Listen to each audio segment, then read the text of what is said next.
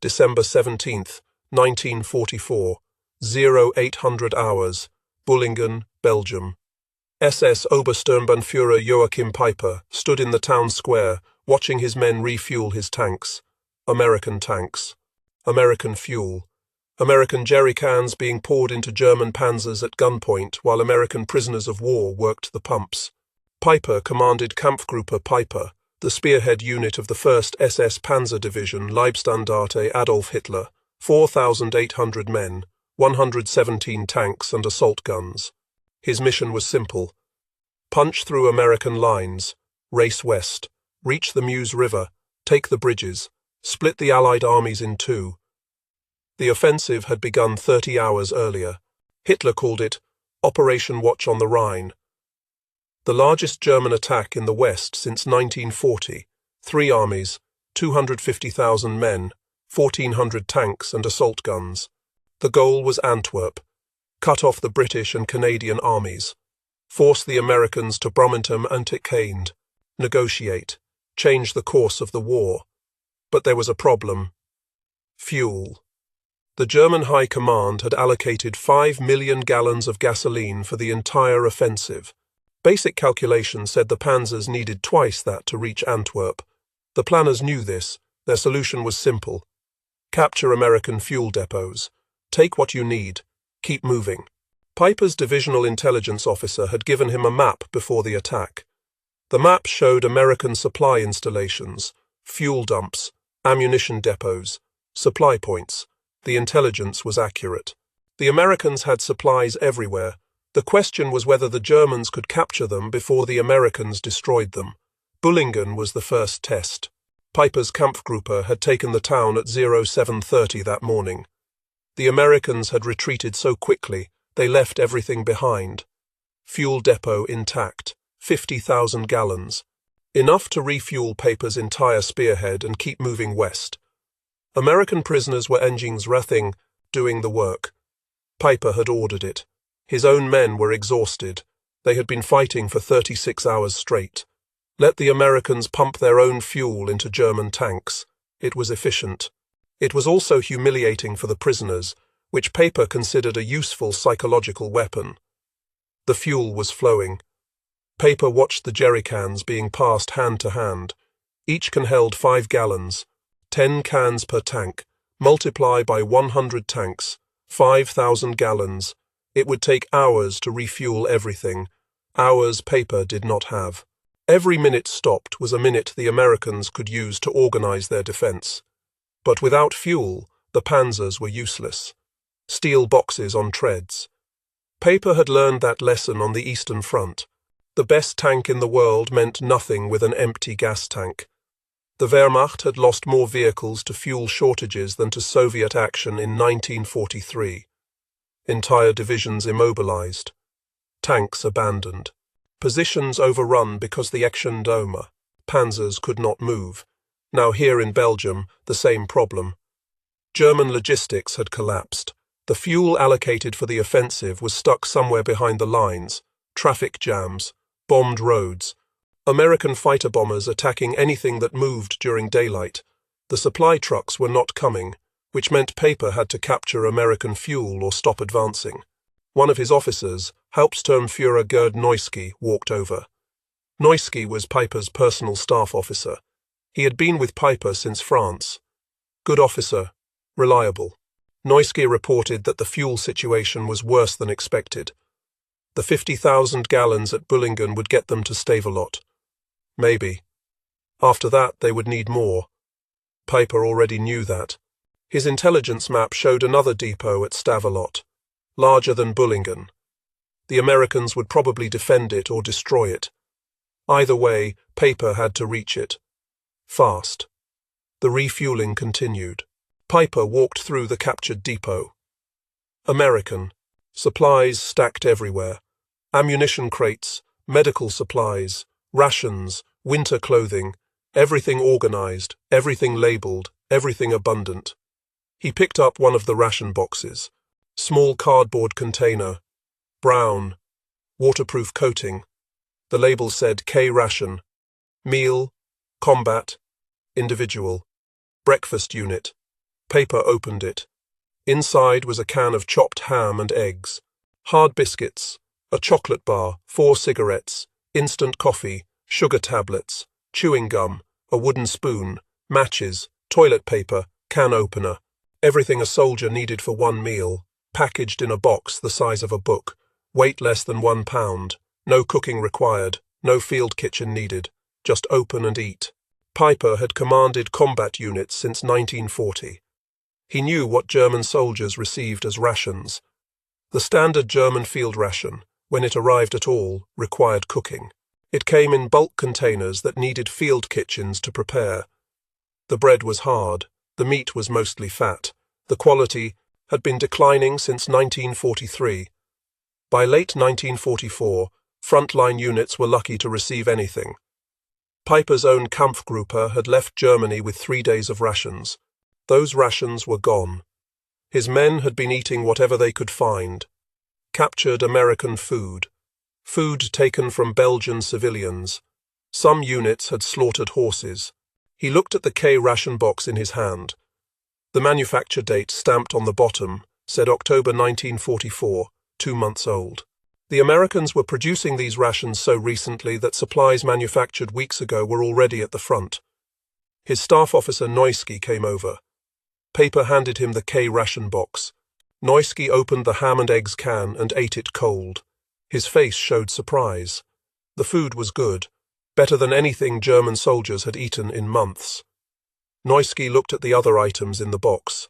Real coffee, real chocolate, American cigarettes, even the small luxuries, matches, toilet paper, gum. Piper said nothing. He was doing calculations in his head. If every American soldier received 3 of these boxes per day, that was 3 meals. If there were 10 million American soldiers worldwide, that meant 30 million individual meal boxes every day, 900 million per month. The industrial capacity required to produce that number was staggering. Germany had never produced anything on that scale. The entire German armaments industry had been mobilized for total war since 1939. They produced tanks, aircraft, ammunition, but they could not produce enough food to feed their own soldiers properly. And here the Americans were packaging individual meals in waterproof boxes with luxuries like chewing gum. Neuski pointed out something else. The depot had hundreds of these boxes, maybe thousands, and this was just one supply point in one small town. How many depots did the Americans have? How much food? How much of everything? Paper had fought the Soviets in the East. He had seen Soviet logistics, mass production, crude but effective, endless columns of trucks, factories in the Urals beyond German reach. The Soviets could replace losses faster than Germany could inflict them. But Soviet logistics looked primitive compared to this. The Soviets moved supplies in bulk. The Americans packaged everything individually. The Soviets used quantity. The Americans used quantity and quality. Every item Piper examined showed careful engineering, waterproof packaging, compact design, long shelf life. This was not emergency improvisation. This was industrial planning. An SS Sturmbannführer named Werner Poetschky arrived. Poetschky commanded what remained of 1st SS Panzer Battalion. He had lost tanks during the advance and needed resupply. His battalion was running low on fuel and ammunition. Paper told him the fuel was being distributed now. Ammunition would come from captured American stocks. They had found crates of American 75mm shells that fit German guns. Take what you need. Keep moving. Poetschka asked about food. His men had not eaten since yesterday. Paper pointed to the rations. American K-Rations. Take as many as you need. The men should eat now and carry more. There was no telling when the next supply opportunity would come. Poetschka picked up several boxes and distributed them to his tank crews. The men opened the boxes and ate. Paper watched them, experienced soldiers, veterans of France and Russia. They were eating American emergency field rations and treating them like feast food, because compared to what they normally received, it was. The refueling finished at 09:30. Paper gave the order to move out. The Kampfgruppe formed into march column. Tanks first. Half-tracks next, support vehicles last. The column stretched for several kilometers. Paper's command vehicle took position near the front. The route led northwest towards Stavelot, 14 kilometers, maybe 20, minutes at speed on good roads. But the roads were not good. Mud, refugees, destroyed vehicles. The Americans were retreating but fighting. Every village had to be cleared. Every bridge had to be checked for demolitions. Paper's intelligence map showed a major fuel depot at Stavelot, larger than Bullingen. The map indicated the depot was near the town but did not show the exact location. Paper assumed it would be obvious. Supply depots were large installations. Vehicles. Storage tanks. You could not hide something that big. The Kampfgruppe reached Stavelot at 1200 hours. The town sat on both sides of the Omblève River. Stone bridge in the center. American forces were defending the bridge. Paper's lead tanks engaged them. The Americans had anti-tank guns and were fighting hard. The battle for Stavelot lasted 3 hours. Piper's forces eventually forced the Americans back across the river. German engineers checked the bridge, not demolished. Intact. The Americans had tried to blow it, but the charges failed to detonate. Lucky. Without that bridge, the entire advance would stop. Paper's units crossed the bridge and entered the western part of Stavelot. They searched for the fuel depot. Intelligence said it was here. Near the town, large quantities. Enough fuel to keep the offensive moving for days. They found nothing. Paper sent reconnaissance teams in all directions. Check the outskirts. Check the roads. Check every building. The fuel depot had to be somewhere. The Americans would not abandon 3 million gallons of gasoline. They would either defend it or destroy it. But Piper's men found no evidence of either. At 1500 hours, one of his reconnaissance officers reported finding American supply dumps north of the town, small amounts, jerrycans scattered along the roads, maybe a few thousand gallons total, not the major depot, not what intelligence had promised. Paper made a decision. The fuel depot either did not exist or the Americans had already evacuated it. Either way, he could not wait. His Kampfgruppe had enough fuel to continue the advance. Not much, but enough. The mission was to reach the Meuse River. Every hour stopped was an hour wasted. Move on.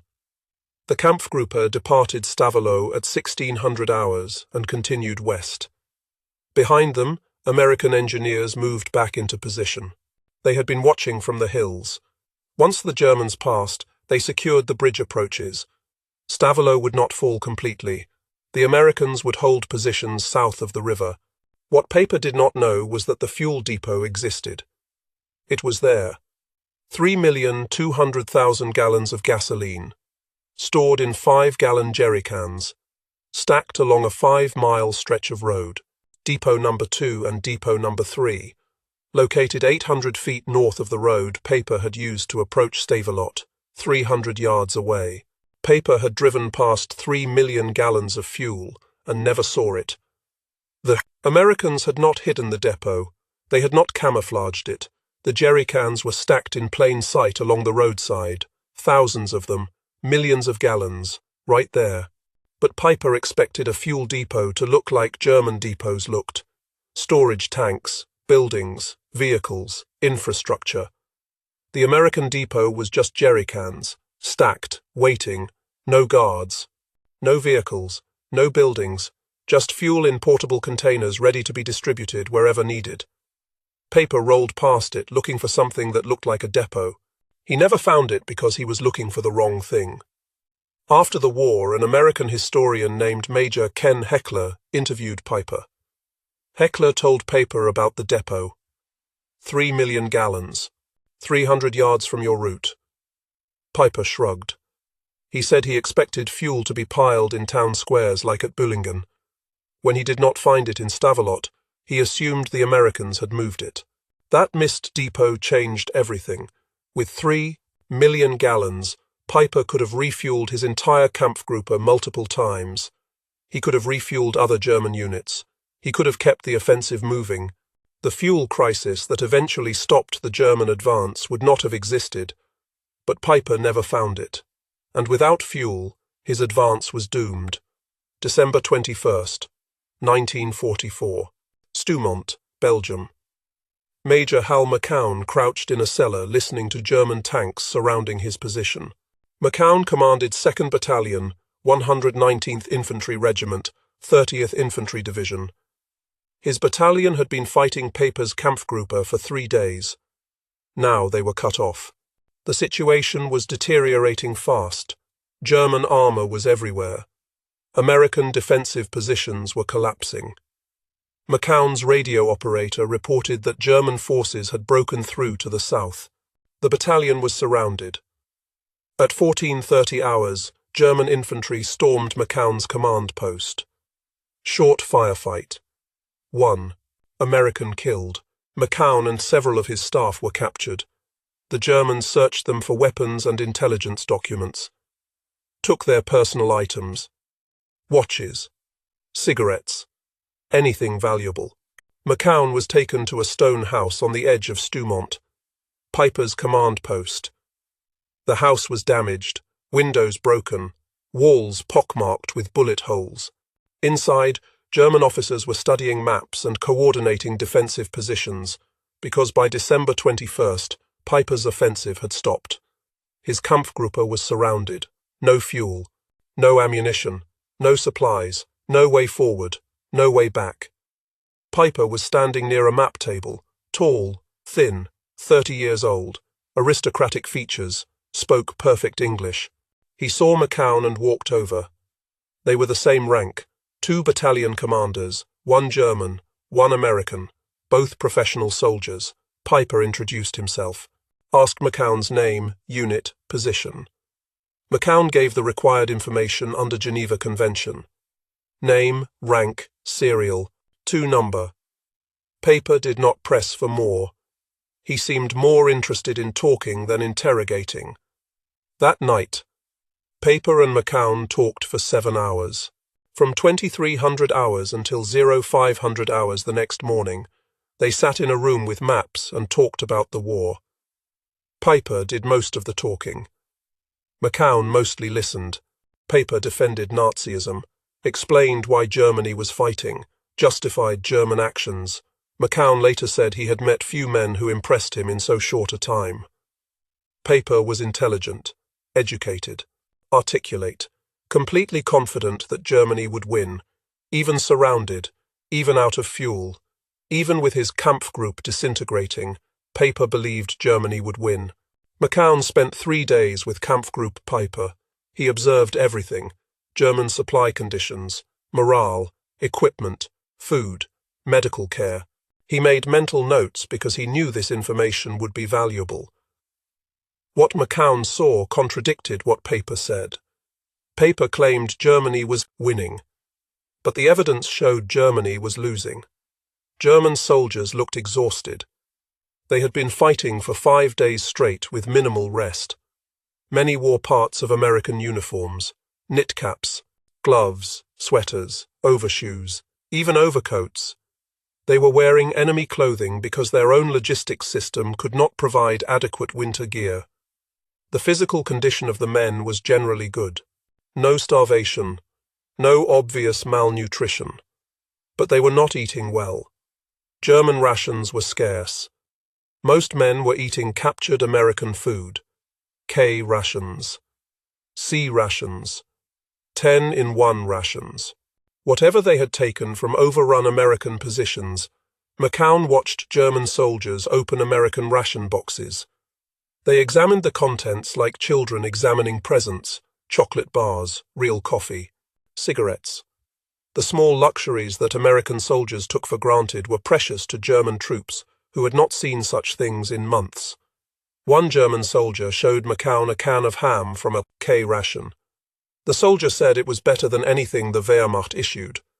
The German army's canned meat was mostly fat and gristle, required cooking, tasted bad. This American ham was real meat, preserved properly, edible cold. The soldier said if Germany could produce rations like this, the war would be different. McCown said nothing. He was a prisoner. Arguing was pointless, but he understood what the soldier meant. If Germany could produce rations like American rations, they would. The fact that they could not meant they lacked the industrial capacity.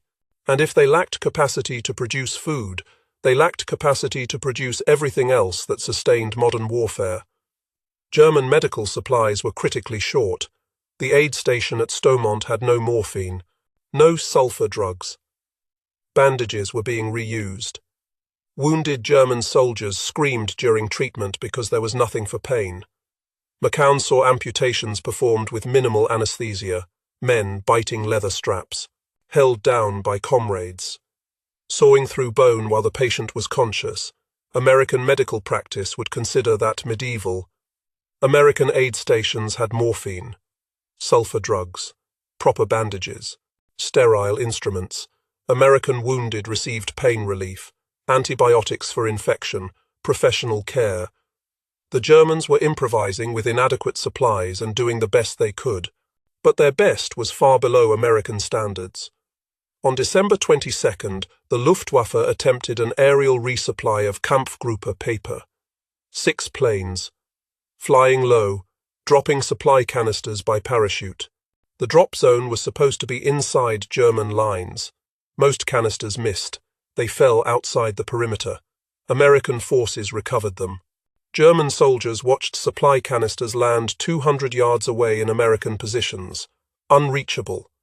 The aerial resupply was a complete failure. Paper's forces were now completely isolated, surrounded by American units. No fuel, no ammunition, dwindling. Food, no medical supplies, no way to evacuate wounded. 170 American prisoners, hundreds of German casualties. The situation was unsustainable. On December 23rd, Paper held a conference with his senior officers. McCown was present. He listened as German officers discussed their options. All options were bad. They could not advance. No fuel. They could not defend indefinitely. No ammunition. They could not retreat with vehicles. No fuel. They could attempt to break out on foot. Abandon everything. Tanks, half-tracks, vehicles, wounded who could not walk, American prisoners, everything. Paper made the decision. Break out on foot. Destroy the vehicles. Leave the wounded with American medical supplies. Release the American prisoners. March east through the forest. Try to reach German lines. It was the only option that gave his men any chance of survival. The breakout began at 0200 hours on December 24th. 800 German soldiers, moving through darkness, through snow, through forest, no vehicles, no heavy weapons, just small arms and whatever each man could carry. McCown escaped during the confusion. He made it back to American lines on December 25th. He filed an immediate after-action report, everything he had seen. German supply conditions, equipment status, morale, food, situation, medical care. The report was detailed and accurate. McCown later testified at the Malmedy trial in June 1946. He appeared as a defense witness. He testified that Paper's men had treated him correctly under Geneva Convention. He described the conditions inside German lines, the supply failures, the desperation, the professionalism of German soldiers fighting with inadequate resources. McCown said one thing clearly. The Germans lost at Stoumont not because of American tactical superiority. They lost because they ran out of supplies. Fuel, ammunition, food, medical supplies, everything. The Wehrmacht was an AT-day, army that could no longer sustain itself in combat. No logistics, no chance of victory. Paper abandoned 7 Tiger II tanks at L'Église, 50 medium tanks, 70 half-tracks, 135 vehicles, everything immobilized because the fuel tanks were empty. Some of the most advanced armored vehicles in the world, left behind, useless. The tanks were intact, functional, loaded with ammunition. But without gasoline, they were just metal sculptures. Belgian civilians later recovered the vehicles. Some were placed in museums. Visitors ask why the Germans left them behind. The answer is always the same. No fuel. The tanks could not move. The crews could not stay. so they were abandoned. January 1945. Prisoner of war camp, France. General Oberst Hasso von Manteuffel sat in an interrogation room, answering questions from American intelligence officers. Manteuffel commanded 5th Panzer Army during the Ardennes Offensive. Professional soldier, career officer, Eastern Front veteran. He had opposed the Ardennes plan from the beginning. The American officers asked detailed questions. What were German objectives? What resources were allocated? What went wrong? Manteuffel answered honestly. The war was over for him. No reason to lie. His answers would become foreign military studies manuscripts, official documents, historical record. Manteuffel explained that he and Field Marshal Model had argued against Hitler's plan. They wanted a limited offensive, smaller objectives, realistic goals. Hitler wanted Antwerp, cross the Meuse River, split the Allied armies, force negotiations. Hitler's plan was strategically impossible with available resources. The fuel allocation made success impossible. 5 million gallons for 3 armies, 1,400 tanks, thousands of vehicles. Basic mathematics showed it was insufficient. The planning assumed capturing American fuel depots. That assumption was a gamble. You cannot base military operations on inventi militaire, capturing enemy supplies. What if the Americans destroy the depots? What if you cannot find them? What if they defend them successfully?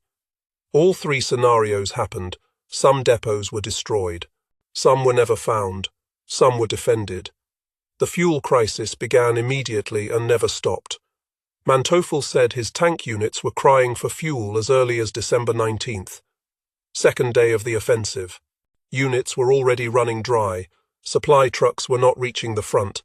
Captured fuel was insufficient. The entire offensive was grinding to a halt because panzers sat immobilized, waiting for gasoline that never arrived. The American interrogators asked about German logistics in general. Manteuffel was frank. German logistics had collapsed.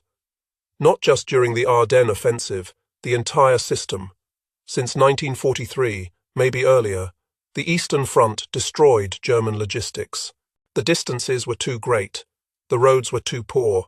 The Soviet resistance was too strong. German trucks broke down faster than they could be repaired. Railways were constantly under attack. The Wehrmacht became dependent on horses, hundreds of thousands of horses, pulling supply wagons like in 1870. By late 1944, some German divisions had more horses than German divisions in World War I. Mechanized warfare fought with horse-drawn logistics. The contradiction was fatal. Tanks moved faster than horses. Panzers could advance 20 kilometers in an hour. Supply wagons needed a full day to cover the same distance. Combat units outran their logistics and then stopped, immobilized, waiting for supplies that arrived too late or not at all. The horse dependence created additional problems. Horses required food. Approximately 20 pounds of fodder per day per animal. A division with 5,000 horses needed 50 tons of horse feed daily just to sustain its logistics system. That feed had to be transported on roads already congested with military traffic. Horses also died. From exhaustion. From air attacks. From inadequate feed. Dead horses blocked roads and required burial or disposal. American logistics used trucks exclusively. Trucks did not require daily feeding. They sat idle when not needed without consuming resources. They moved faster, carried more, required less maintenance personnel than horse-drawn wagons. The American truck fleet numbered in hundreds of thousands, all standardized designs, all using interchangeable parts, all supported by massive spare parts supply system. Allied strategic bombing made everything worse. Every rail junction was a target. Every bridge was destroyed. Every road was strafed by fighter bombers. German logistics units could only move at night.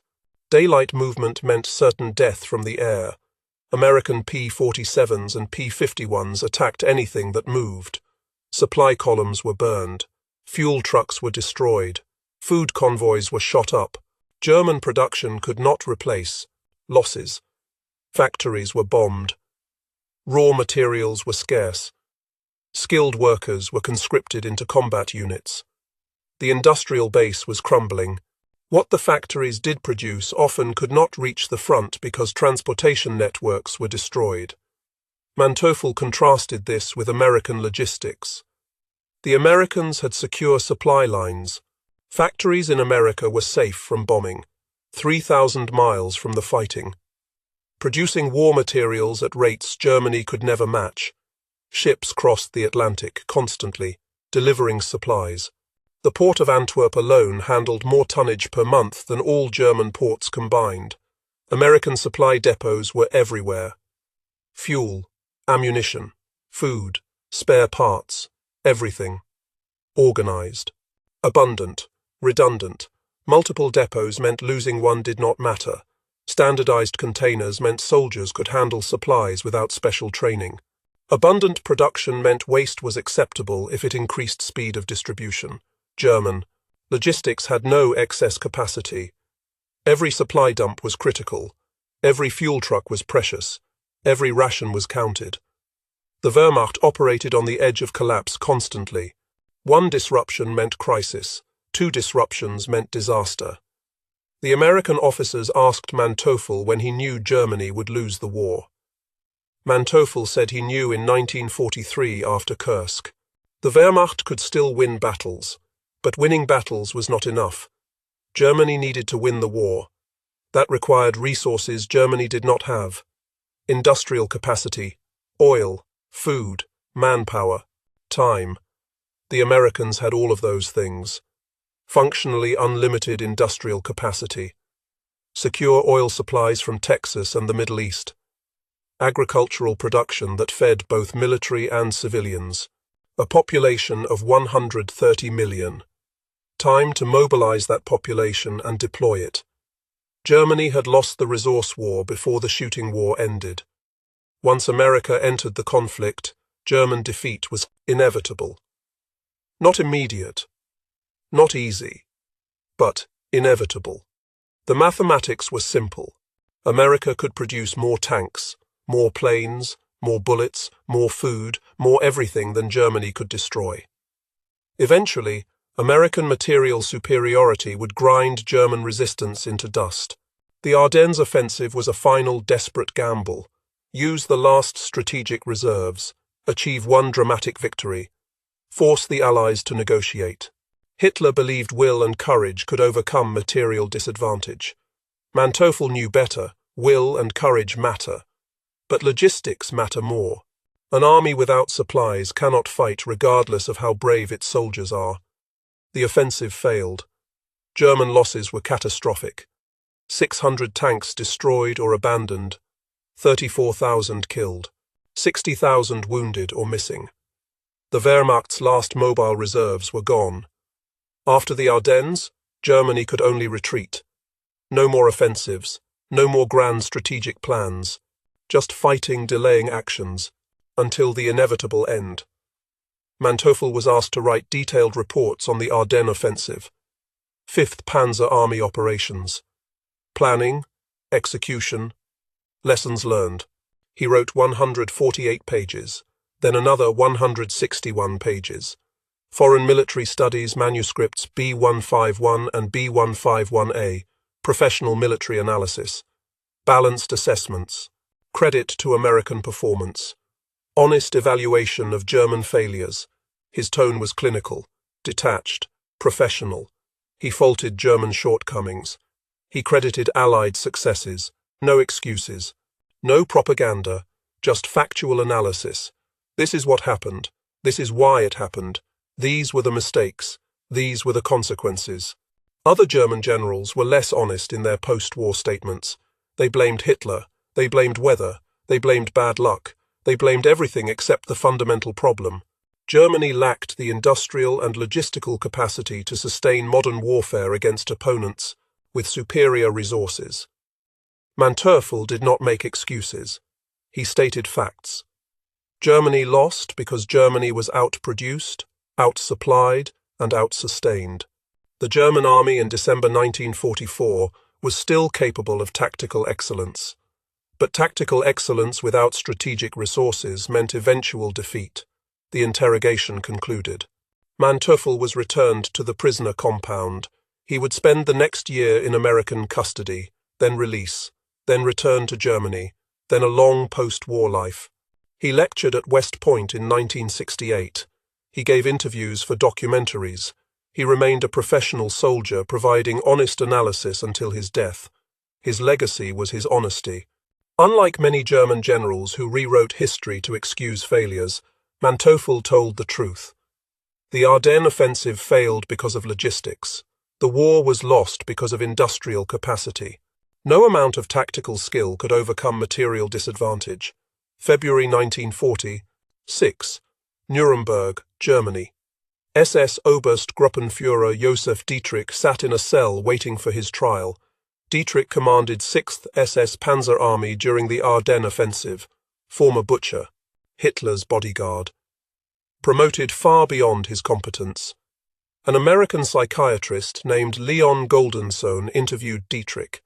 Goldensohn was documenting the psychological state of Nazi war criminals. He talked with Dietrich on February 28th. The conversation ranged across multiple topics: the war, National Socialism, the offensive, defeat. At one point, Dietrich made a sardonic comment about his army. He said, "We call ourselves the 6th Panzer Army because we have only got 6 panzers left." Dark humor, gallows humor, but accurate. The offensive had destroyed his army. Losses were staggering, equipment gone, men dead or captured. What remained barely qualified as a functioning military unit. Dietrich was not a strategic thinker. Hermann Goering later said of him, "He is decent but stupid." He had at most the ability to command a division. Hitler had given him an army. The results were predictable. 6th Panzer Army was supposed to lead the main thrust. Instead, it bogged down immediately. Poor planning. Traffic jams. Fuel shortages. American resistance. Dietrich's army was allocated fuel for 90 to 100 miles of travel. The distance to Antwerp was 140 miles. Even if everything went perfectly, the fuel allocation was insufficient. The plan explicitly required capturing American gasoline depots. Without captured fuel, the offensive could not succeed. The entire operation was premised on taking enemy supplies. That dependency revealed German logistical bankruptcy. You cannot plan military operations around capturing enemy resources. It is desperation disguised as strategy. Professional officers like Manteuffel understood this. Political appointees like Dietrich did not. Goldensohn asked Dietrich about the offensive's failure. Dietrich blamed everything except logistics. He blamed American air power. He blamed weather. He blamed terrain. He blamed Hitler for unrealistic objectives, all valid criticisms. But he never mentioned that his army ran out of fuel because German logistics could not sustain the attack. After the war, analysis by both American and German military historians reached the same conclusion. The Ardennes offensive failed primarily due to logistics. Fuel shortages stopped the advance. Ammunition shortages. Limited artillery support. Food shortages degraded soldier effectiveness. Medical supply shortages meant wounded, died who could have been saved. German tactical performance was often excellent. Individual units fought well. Officers made good decisions with available resources. Soldiers showed courage and skill. But tactics cannot overcome logistics failures. An army without fuel cannot advance. An army without ammunition cannot attack. An army without food cannot sustain operations. The Americans won. The Battle of the Bulge, not primarily through superior tactics, but through superior logistics. They moved reinforcements faster than Germans advanced. They supplied defensive positions adequately. They replaced losses from reserves. They sustained operations through winter conditions that degraded German capabilities. American logistics in December 1944 was a mature system.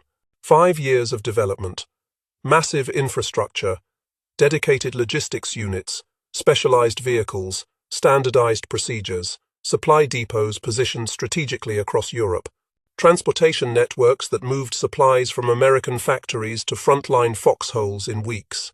April 1945. American Interrogation Center, Germany.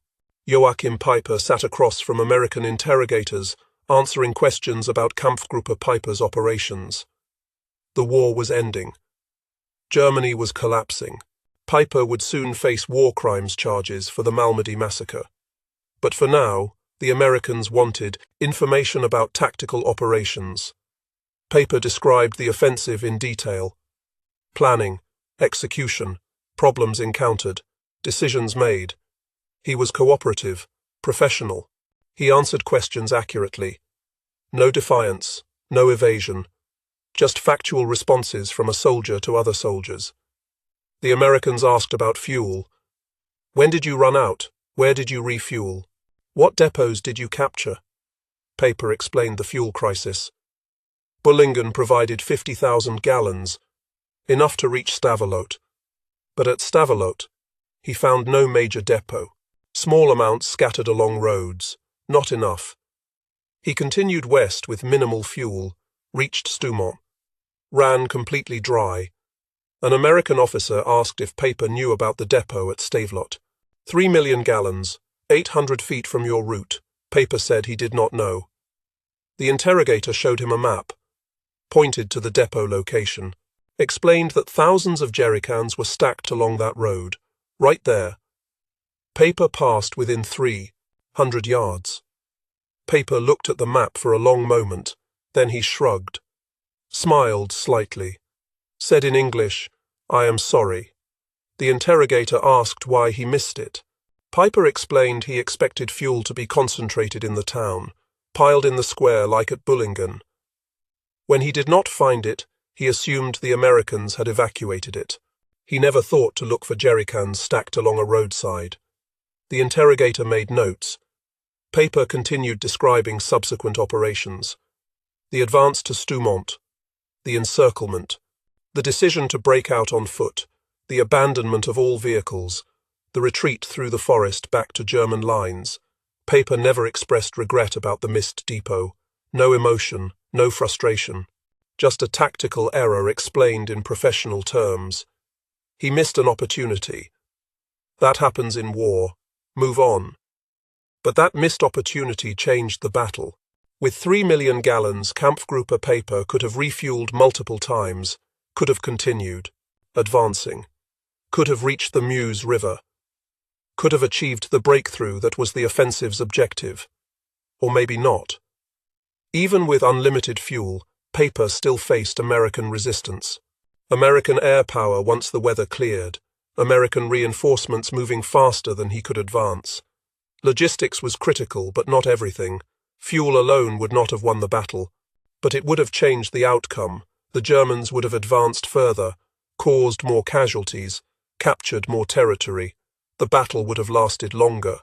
The strategic situation would have been different, all because Peiper drove past 3 million gallons of gasoline and never saw it. The depot was there. Visible, accessible, undefended. He passed within 300 yards, and missed it completely because he was looking for something that looked like a German depot. Organized infrastructure, buildings, guards. The American depot was just fuel, stacked, ready, waiting. No, infrastructure needed. That was American logistics. Simple, efficient, abundant. No wasted effort on structures that did not contribute to the mission. Just put the supplies where they are needed. Soldiers will figure out how to use them. German logistics was more complicated. Formal structures, designated supply points, official procedures. The system worked when everything functioned correctly, but it was fragile. Disrupt any part and the whole system failed.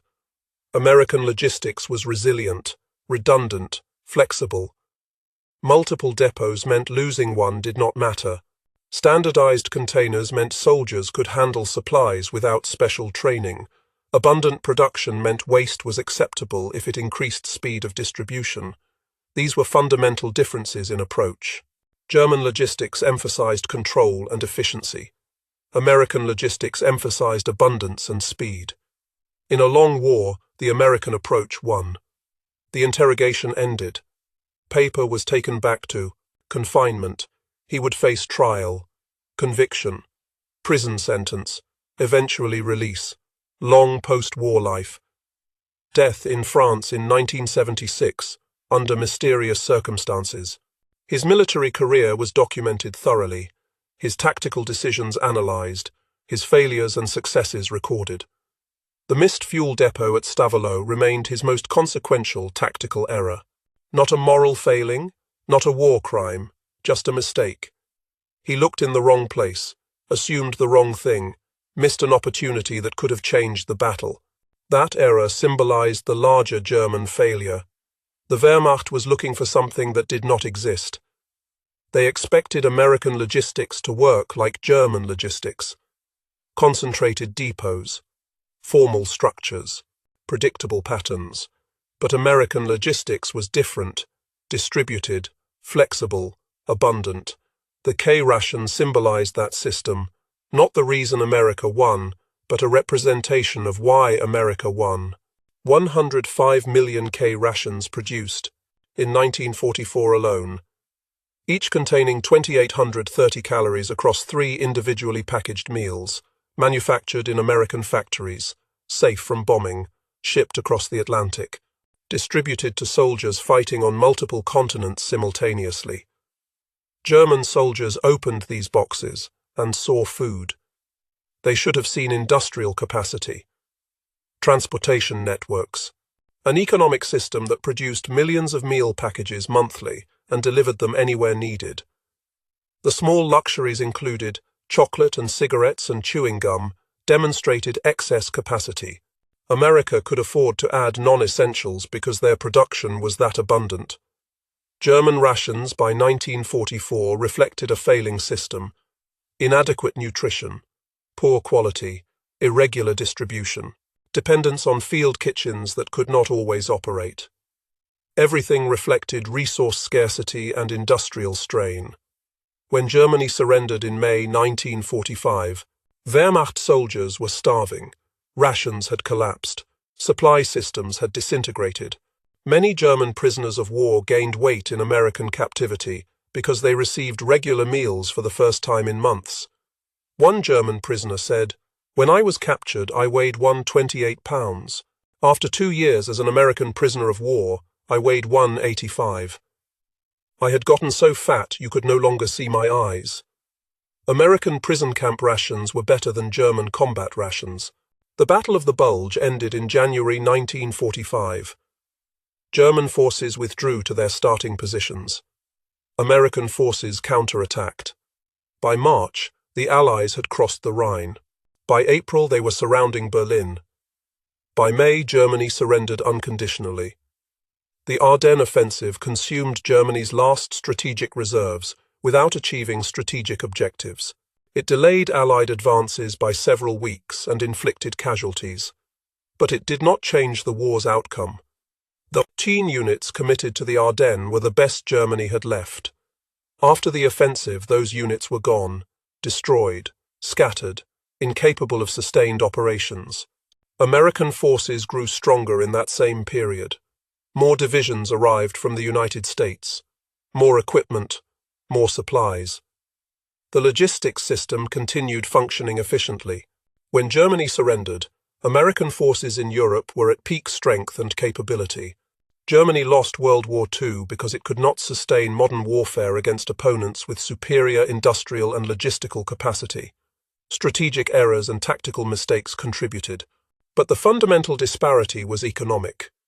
The United States and Soviet Union both possessed industrial economies capable of producing war materials faster than Germany could destroy them.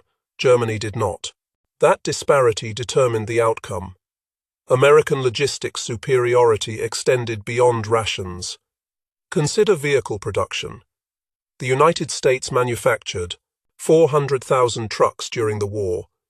Germany produced 140,000. American factories delivered 63,000 tanks. German factories delivered 46,000. But German tanks required more maintenance, more fuel, more spare parts. American tanks were simpler, more reliable, easier to maintain in field conditions.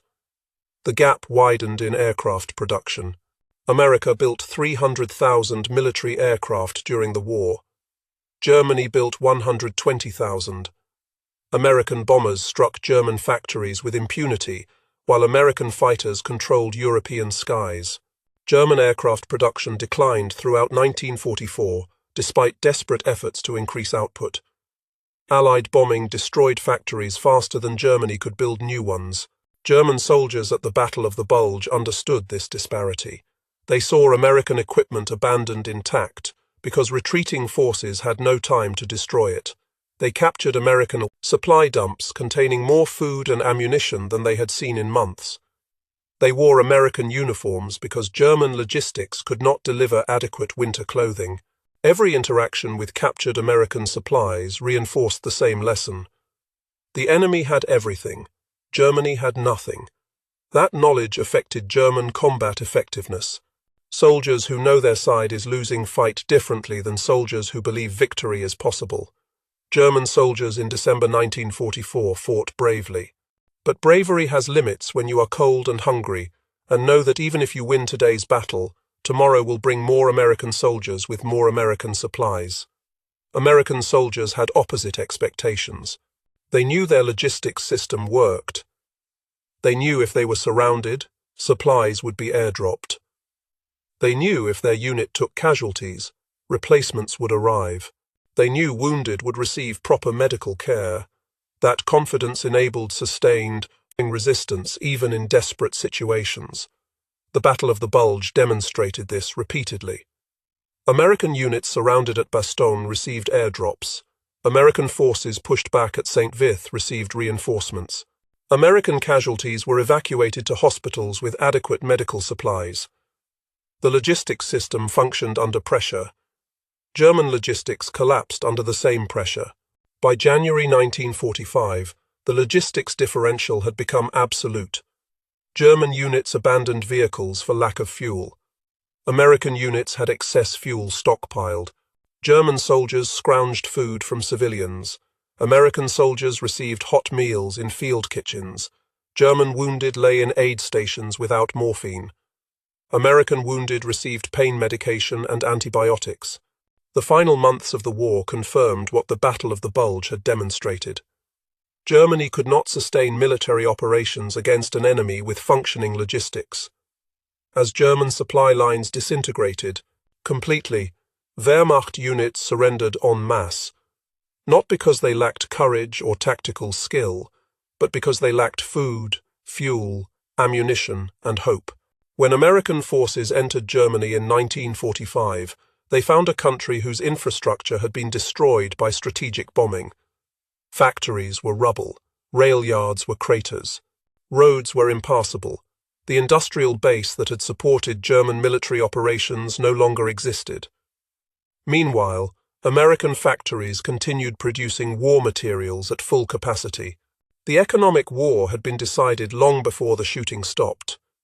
The K-Ration encapsulated this reality in a form German soldiers could hold in their hands. A waterproof cardboard box containing 3 individually packaged meals with luxuries like chocolate and cigarettes, the manufacture date showing recent production, the sheer abundance visible in every captured American supply depot. This was not just food, this was proof of industrial capacity that Germany never possessed and by 1944 could never acquire. Logistics won the war, tactics mattered, strategy mattered, leadership mattered. But logistics provided the foundation enabling everything else. An army without adequate supplies cannot execute tactics regardless of how skilled its soldiers are, cannot implement strategy regardless of how brilliant its generals are, cannot sustain combat operations regardless of how motivated its troops are.